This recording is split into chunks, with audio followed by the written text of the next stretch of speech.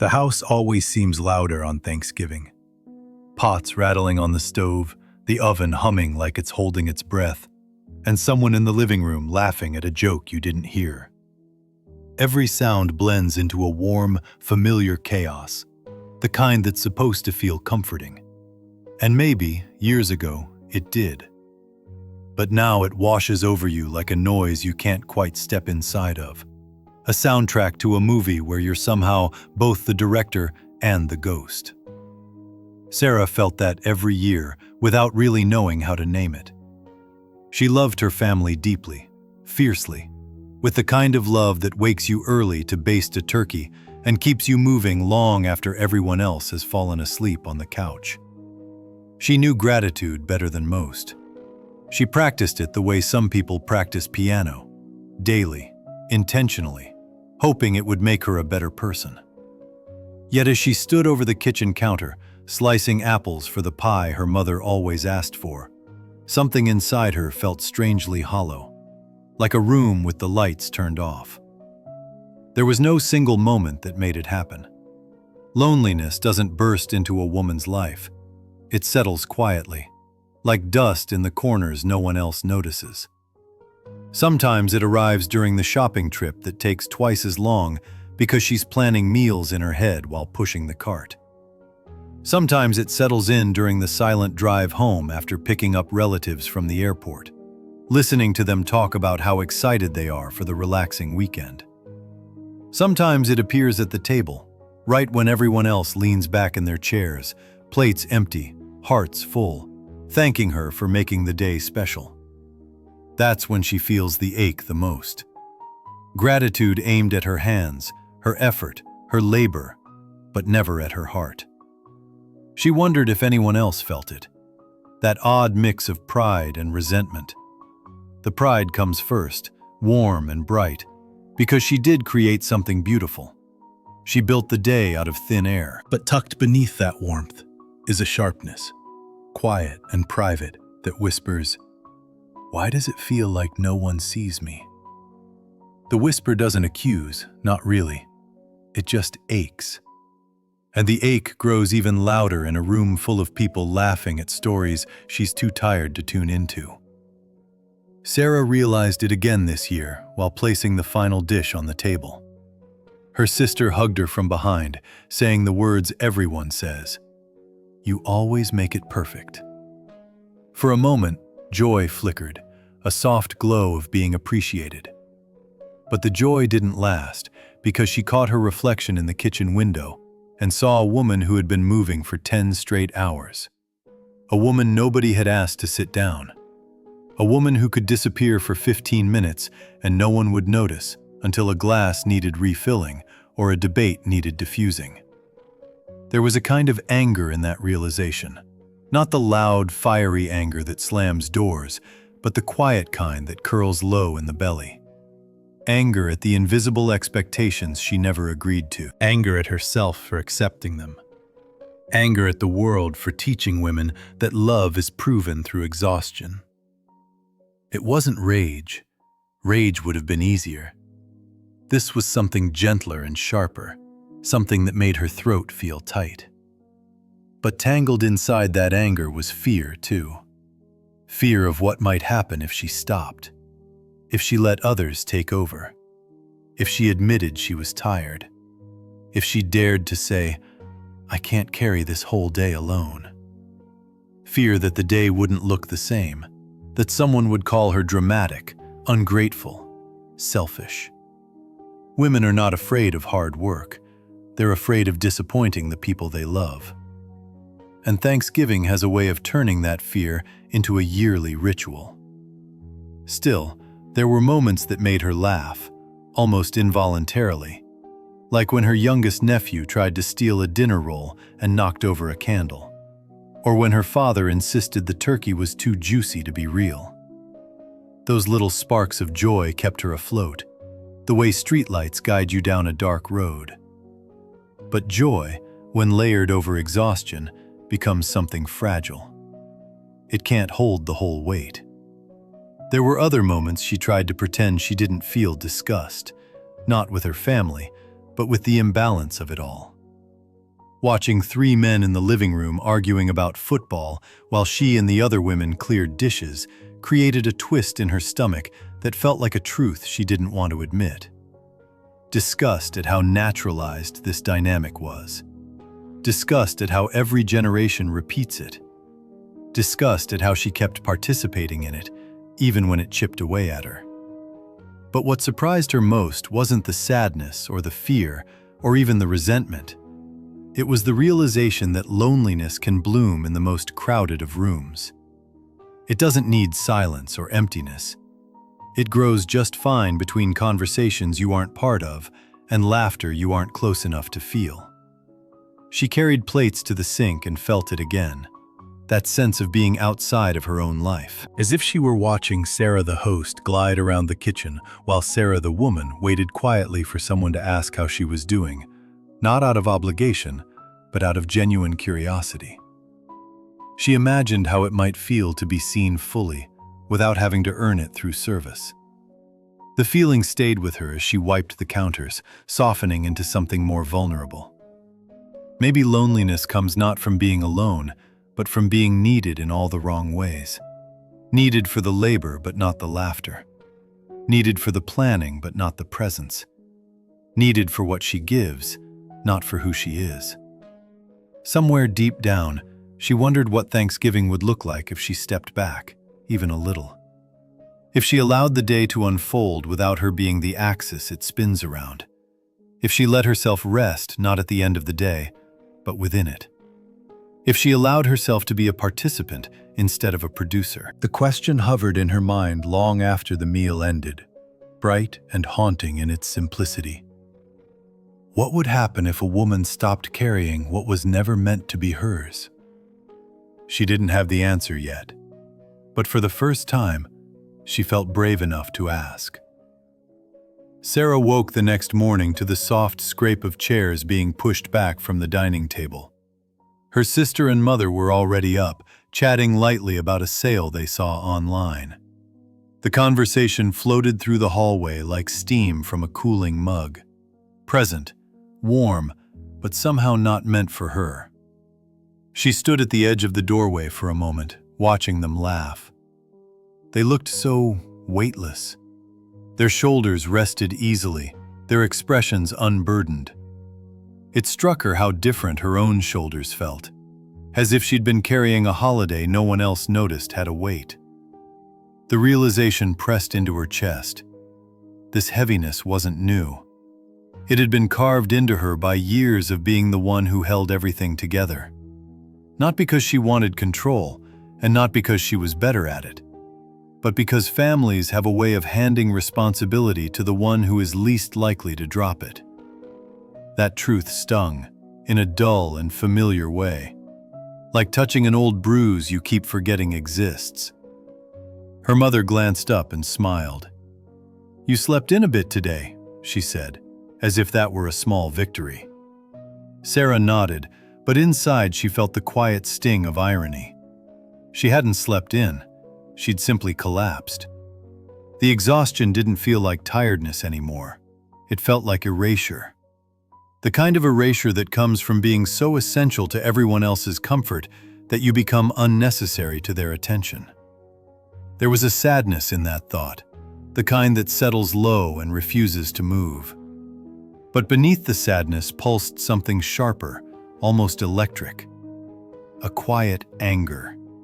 Not the explosive kind, but the kind that alerts you gently that something inside you has been ignored for too long. She watched her sister rummage through the fridge for leftovers, her movements casual and thoughtless, and felt a small, surprising spark of envy. Not spite, just longing. Longing to be the person who arrives to a holiday that's ready, who sits at the table without calculating oven times, who laughs without mentally juggling 10 responsibilities in the background. Every woman she knew had this longing, even if they never said it out loud. The more she thought about it, the clearer it became. The loneliness she felt wasn't one emotion. It was an accumulation, a layered architecture, built from the expectations placed on women long before they even understand they're being trained for it. It began with the emotional load, the unspoken duty to notice everything, the ripple in the conversation that hints at tension, the cousin who looks left out, the uncle who might start an argument if someone doesn't gently redirect the topic. Women sense these things before anyone else does. It's not magic. It's survival. They read the room because someone has to, and because the cost of not doing it always seems to fall back on them. Men get tense. Kids get upset. The holiday derails. But if she steps in early, smooths a sentence, redirects a topic, cushions a blow, the day continues peacefully. Peace becomes her responsibility, even if no one ever acknowledges the sacrifice behind it. That responsibility is invisible, but it burns through energy like a hidden flame. Sarah felt that flame yesterday. Felt it when her mother's tone sharpened toward her sister. Felt it when the teenagers began muttering about being bored. Felt it when her father made a comment that could have spiraled into a debate. Each time she had stepped in, gracefully, without drawing attention to herself. And each time, a piece of her own peace dissolved. It was the kind of labor that didn't earn praise because it didn't create something you could see. It prevented something you couldn't. That truth made her feel a bitterness she didn't want to admit. A bitterness rooted not in resentment toward her family, but in the silent truth that she was managing an emotional ecosystem that everyone benefited from, but no one acknowledged. Yet there was also fear woven into all of this. Fear that if she stopped doing this invisible work, the family would drift into conflict. Fear that they'd think she didn't care anymore. Fear that she would become the problem instead of the solution she had always been trained to be. Fear is a powerful glue, the kind that holds women in place long after the role has drained them. As she leaned against the counter, watching her family move through the morning with ease, a small, unexpected burst of joy slipped in. Because despite everything, she loved them. Loved the softness in her sister's laugh. Loved the way her mother hummed when she cooked. Loved the messy, chaotic way her family existed. The joy wasn't enough to lift the weight she carried, but it reminded her why she had taken it on in the first place. Love can make a woman carry mountains without realizing she's never set them down. But love, she realized, shouldn't require invisibility. The thought unsettled her. It was the kind of realization you feel in your stomach before your mind accepts it. A realization that brings both discomfort and relief, like stepping into a room with brighter light after years of sitting in dimness. Once you see the truth, you can't pretend it isn't there. She remembered last night, the way she lingered in the doorway watching everyone laugh, feeling like an outsider in a world she had built. She remembered the sting of wanting someone to notice she was tired, someone to offer her a seat, someone to say, "You've done enough, let me take over." She had waited for that moment for years, without admitting how much she longed for it. The longing left an ache behind her ribs, a sadness so old it felt inherited. But that ache didn't tell the whole story. Beneath it lay something else, something almost thrilling. The possibility that she didn't have to do this forever. That the heaviness in her chest wasn't a personal flaw, but the natural outcome of a structure no woman can sustain alone. That this architecture of loneliness wasn't inevitable, it was simply never questioned. A pulse of courage fluttered inside her. Fragile, yes, but present. She wondered what might shift if she allowed herself to step out of the role for a moment. Not abandon her family, not withdraw from the holiday. Simply step out of the script long enough to breathe. The thought didn't frighten her as much as it used to. It moved through her with the quiet thrill of standing on the edge of a long overdue truth. Loneliness, she realized, isn't a personal failing. It is the natural echo left behind when a woman spends years carrying what no one else remembers to lift. The sun had climbed higher now, laying soft strips of light across the kitchen floor, and Sarah found herself staring at those bright shapes longer than she meant to.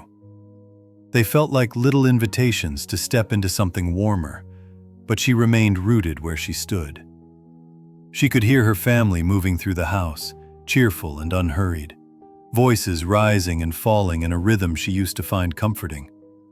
Today, each sound only made the air inside her feel heavier, like she had been left standing outside the warmth she worked so hard to create. A strange sadness crept into her chest as she realized how invisible she had felt the day before. Invisible not in the dramatic, cinematic sense, but in the subtle way a woman fades into the background when she becomes the keeper of everyone else's comfort. It wasn't that her family didn't love her. The love was real, steady, familiar. But love and visibility are not the same thing. You can be adored and still feel unseen. That thought brought a wave of anger, quiet but insistent. It wasn't directed at any one person. It was directed at the centuries of expectations baked into women's lives, like an old family recipe no one questions. She had been handed the role of caretaker before she ever asked if it fit her. Traditions were passed down like heirlooms, and so were the roles inside them. Her mother did it, her grandmother did it, and everyone praised those women for their devotion while brushing off the emotional cost. Sarah had inherited the role the way one inherits a house with rooms that never quite belonged to them. She remembered a moment from last year's Thanksgiving. Her father had wrapped an arm around her, proudly telling the extended family, "She always knows how to make the holidays magical." The compliment had made her smile, but something inside her had wilted. Magical.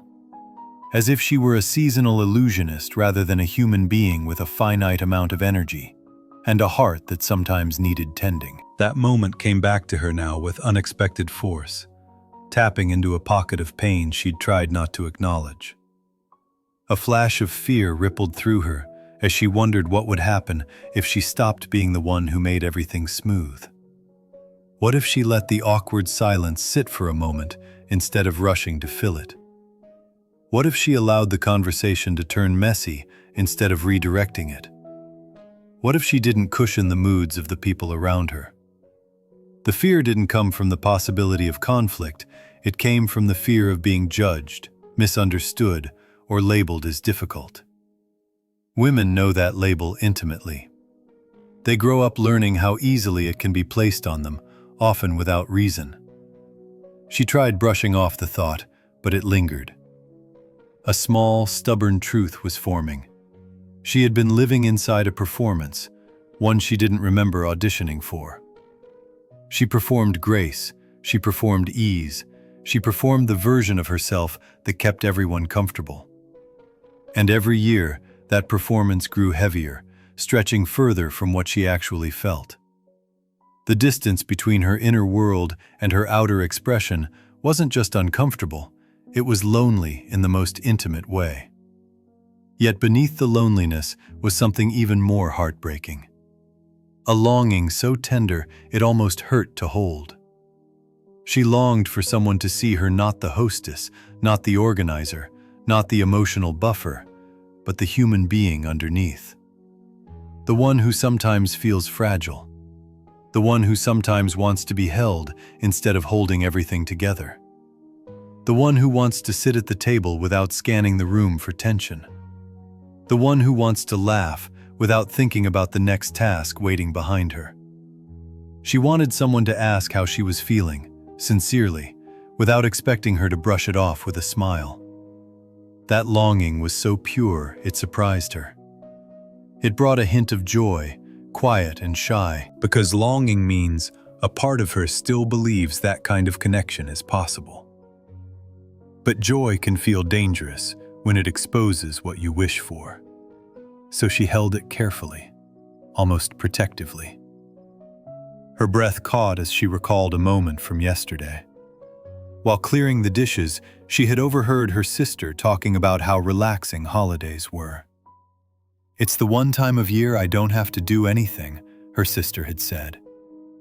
Sarah had smiled politely, but the words sliced through her like a cold wind. How strange it was that the same holiday could be a sanctuary for one woman and a battlefield of expectations for another. It filled her with a kind of disgust, not toward her sister, but toward the imbalance itself, the way society had quietly taught people to see women's labor as background noise, as natural as breathing. She wondered how many women were standing in kitchens across the country, feeling the same ache behind their rib cage, the same mix of exhaustion and invisibility. Women who were surrounded by people, but stranded emotionally. Women who were praised for their strength, but rarely allowed softness. Women who were expected to glue the holiday together without anyone noticing the toll it took on them. As this realization settled into her, a sense of surprise washed over her. She hadn't expected her feelings to be part of something so universal.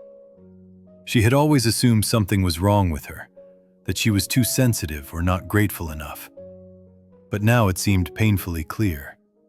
She had been carrying a burden generations of women had carried before her, without ever being told it wasn't hers to hold. Her chest tightened at the thought, sadness and anger and fear swirling together in a way that felt strangely clarifying. It was as if her emotions were rearranging themselves into a map she could finally read. She wasn't the problem. The structure around her was. She sat at the edge of the bed and let out a long breath she didn't realize she had been holding. Her mind traced the memories of every holiday she'd ever hosted, each one layered with invisible effort, invisible sacrifice, invisible longing. Now that she could name the shape of her loneliness, it no longer felt like a personal flaw. It felt like truth. And truth, even when uncomfortable, holds a quiet kind of hope.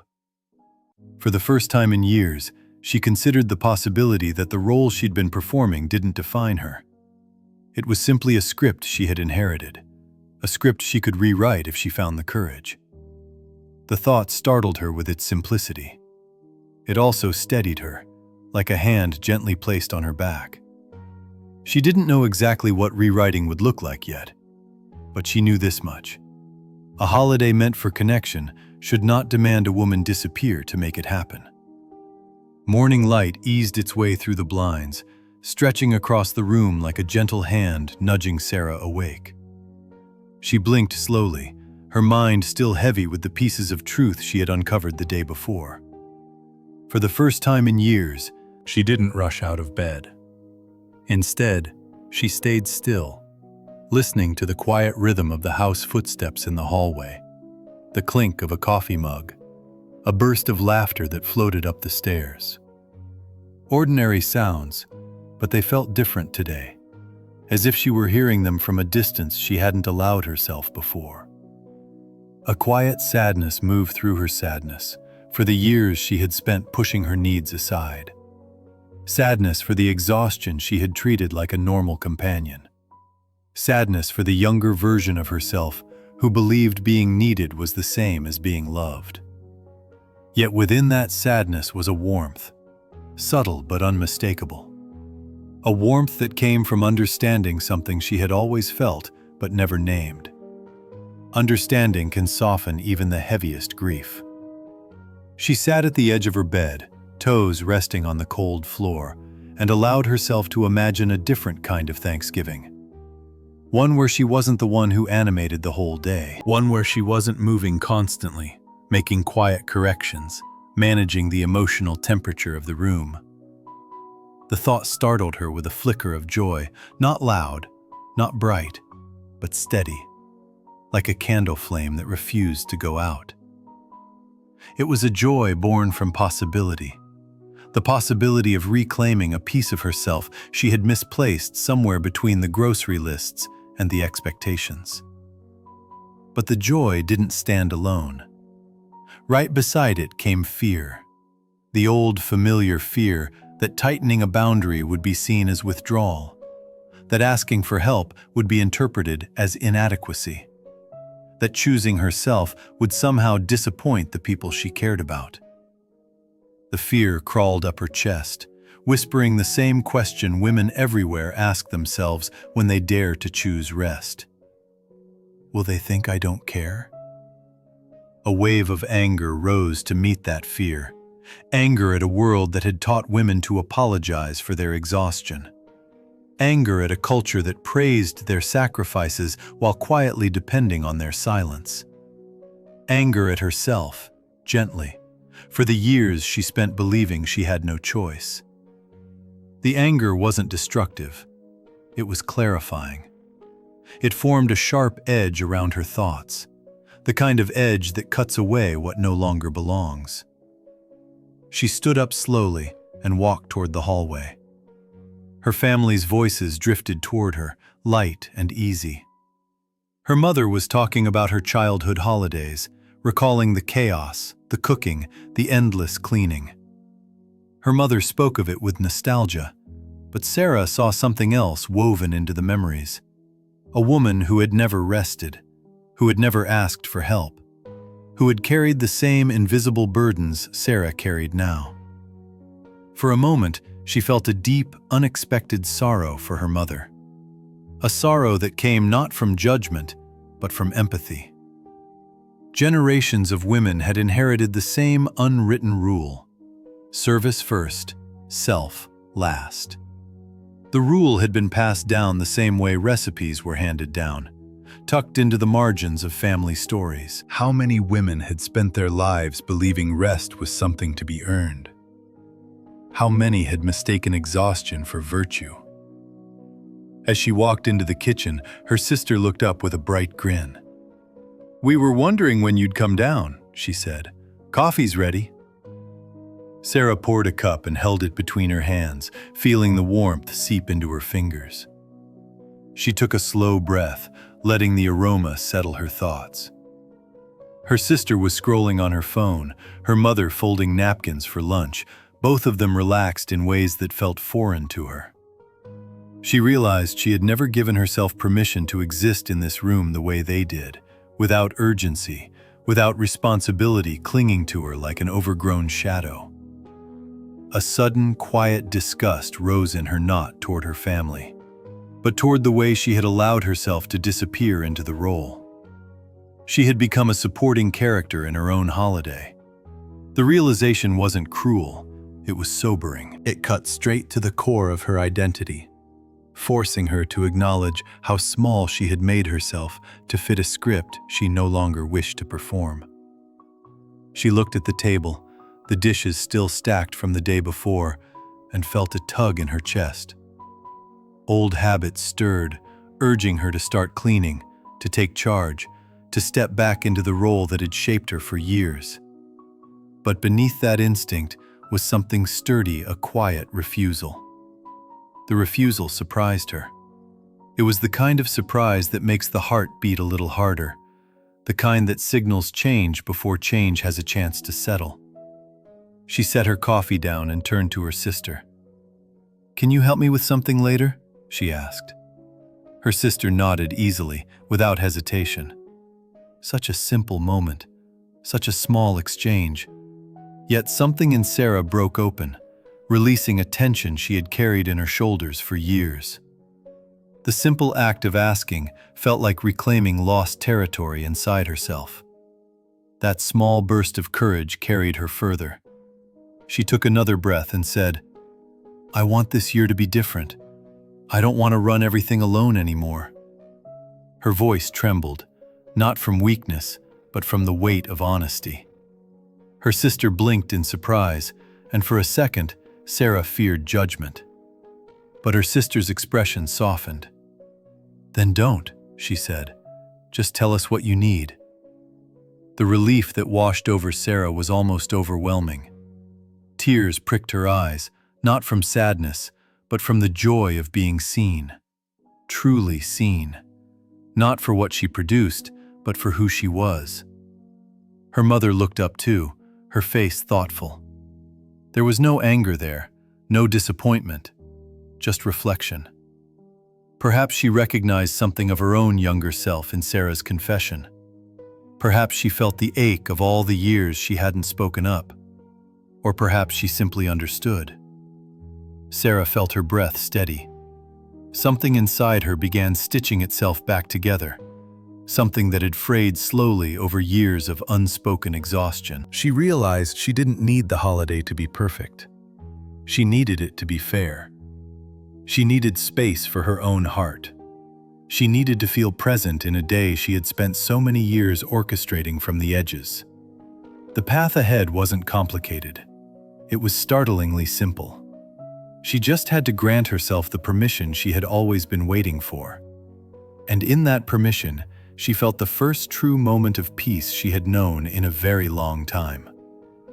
Sarah stepped outside for a moment, letting the cold November air press gently against her cheeks. The yard was quiet, covered in thin patches of frost that shimmered under the pale morning sun. Her breath rose in soft white clouds, little ghosts disappearing almost as soon as they appeared. For the first time all weekend, she felt like she could breathe without effort, without the invisible tightening she had grown so used to she nearly forgot it was there. Behind her, the house buzzed with the soft sounds of her family settling in for the day. She could hear the low murmur of conversation, clinking dishes, her nephew's footsteps thundering down the hallway. These sounds had once blended into a heavy reminder of everything expected of her. Today, they felt different. They sounded like a world she could join, not one she had to manage. A wave of relief washed through her, so delicate she almost didn't trust it. Relief can feel foreign when a woman has lived too long in obligation. But something inside her had shifted, a quiet recalibration, as if her heart was finally making space for itself.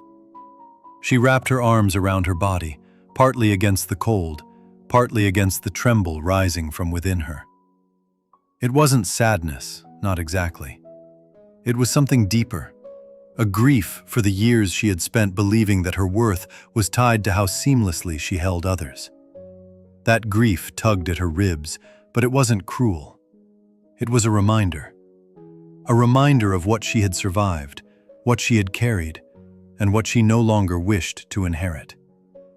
A gust of wind rustled the leaves near the fence, pulling her attention toward the bare trees. Their branches looked stark and exposed, stripped of everything, yet somehow still beautiful. They stood without apology. They didn't shrink to make the winter more comfortable for anyone else. Something in that quiet resilience pulled a small smile to her lips. Behind the smile was joy, soft, modest, but steady.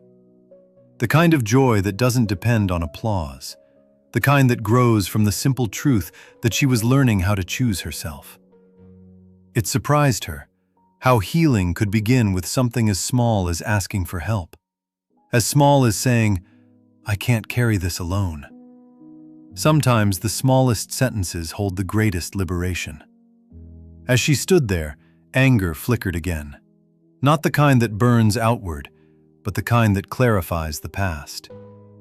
Anger at the generations of women who never gave themselves permission to rest. Anger at the cultures that framed female self-sacrifice as noble rather than a quiet form of erasure. Anger at the myths that made women believe their exhaustion was a moral duty. She felt anger for them and for herself, but she didn't let it harden. She let it illuminate. Anger, when softened by understanding, becomes a boundary, one drawn not out of bitterness, but out of truth. The truth settled into her with surprising tenderness. Loneliness hits women hardest, not because they lack people, but because they lack space for their own emotional presence. A woman can be surrounded by family, laughter, traditions, and still feel utterly alone if no one, including herself, has made room for her feelings, her limits, her humanity. She returned to the kitchen with this newfound clarity, letting the warmth from inside wrap around her as she entered. Her sister looked up from the counter with a grin. "We're ordering dessert this time," she announced triumphantly. "I'm done baking for at least a week." Sarah laughed, an honest, full laugh that surprised even her. The joy in that moment filled her chest without resistance. She didn't feel the usual pull to step in, to take over, to fix or manage. The space around her felt open in a way it hadn't before, and for the first time, she didn't shrink into the background of her own life. Her mother, standing by the sink, turned toward her with an expression Sarah hadn't seen before, an expression that looked like understanding. Maybe her mother recognized the shift. Maybe she saw the courage it took to speak up. Or maybe she simply saw her daughter as a whole person for the first time in a long time. Whatever it was, something softened between them.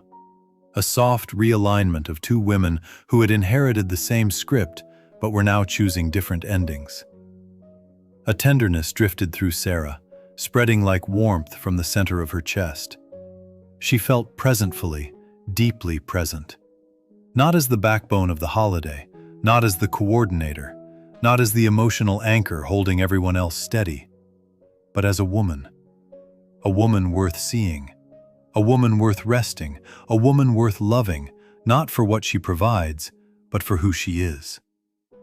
Her nephew barreled into the room holding a toy airplane, his excitement spilling out in rapid words. She knelt beside him, watching his eyes light up as he spoke. The simple joy of the moment wrapped around her, free of any sense of hurry or expectation. Connection felt different when it was no longer built on depletion. Later in the afternoon, she found herself sitting at the table, surrounded by conversation she didn't need to orchestrate. Her sister was teasing their father. Her mother was telling a story from her youth. The teenagers were arguing about music. The room hummed with life. For the first time, Sarah let the world move without her pushing it forward. It didn't fall apart. No tension erupted, no crisis unfolded. The day held itself.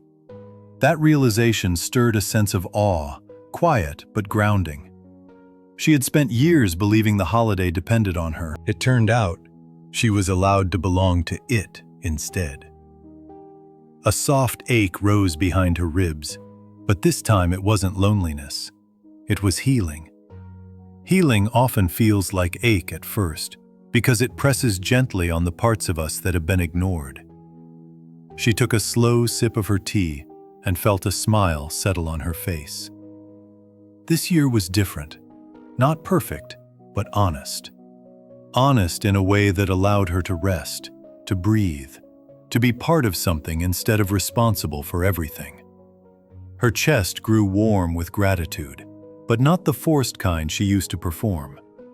This was gratitude rooted in truth, that she could choose herself without losing the people she loved. Truth that boundaries didn't create distance, they created room. Truth that loneliness could be undone not by serving more, but by disappearing less. As the evening light began to dim, she let her thoughts drift to the women watching this unfold. Women who carried their own quiet ache every holiday. She wished she could reach them, sit beside them for a moment, and place a hand over theirs. She'd tell them something she had only just learned to believe. You are allowed to take up space in the very world you work so hard to hold together. And maybe, just maybe, healing begins the moment a woman finally believes that.